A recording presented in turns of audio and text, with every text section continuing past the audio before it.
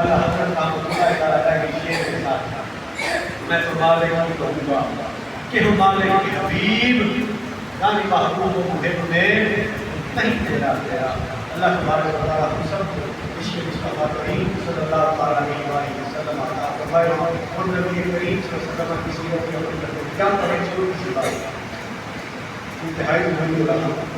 یہ دور بڑا پرسکون دور ہے، یہاں پر آئے تھے طرح طرح کے فتنے، طرح طرح کے فسادات ہمیں دیکھنے کو ملتے ہیں اور لوگ ڈرتے آ رہے ہیں۔ اگر اس دنیا کے اندر سب سے محترم ذات ہے جس کی عزت اور ناموس سب سے زیادہ ضروری ہے تو وہ ذات مصطفیٰ کریم صلی اللہ علیہ وسلم، سب سے محترم ذات، وہ ذات کہ جس کے اوپر تھوڑی سی تکلیف میرا رب بھی برداشت نہیں کرتا۔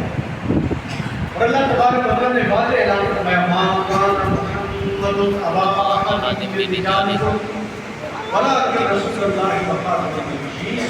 محمد صلی اللہ علیہ وسلم مردوں میں سے کسی کے بعد لیکن اللہ کے رسول اور خاتم النبیین، یہ خط نبوت کا تاج میرے محبوب کے سر پہ رکھ کے رکھ دیا گیا۔ آپ اس عقیدے کے اوپر پہرا دینا جہاں پر ایک مسجد کی امام کی ضرورت ہے اس کی ذمہ داری ہے، جہاں پر ایک مسجد کے خطیب کی ذمہ داری ہے، جہاں پر ایک مولوی کی ذمہ داری ہے، وہیں پر ایک عام مسلمان کی ذمہ داری ہے۔ لہٰذا ڈرنے کرنے کی ضرورت نہیں، جان جاتی ہے جائے، مال جاتا ہے جائے، اولاد جاتی ہے جائے، لیکن ذات مصطفیٰ صلی اللہ علیہ وسلم کے ناموس میں رکھنا، یہ تحفظ کرنا ہم سب کی ذمہ داری ہے۔ اللہ تبارک و تعالیٰ ہم سب کو یہ شہادت کا ہی مطلب ہے یہاں قدم قدم بڑھانا، آپ اگر کیا ہے پیر کے جانا مسئلہ نہیں ہے، جان یہ سانسیں کس کی وجہ سے نہیں وہ نہ ہوتے، نہ آپ ہوتے، نہ میں ہوتا، تو یہ سانسیں ہوتی، نہ یہ بچتے ہوتی، کچھ بھی نہ ہوتا، اگر اس کے اوپر جان دینی پڑے یہ سستا سودا یہ بڑا مہنگا ہے۔ زندہ آباد، زندہ آباد۔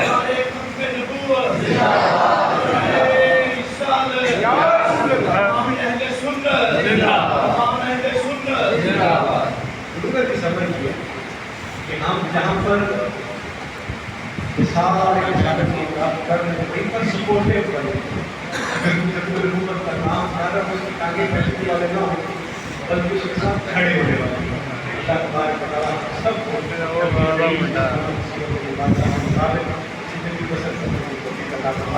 آمین۔ وآخر دعوانا الحمد للہ رب العالمین۔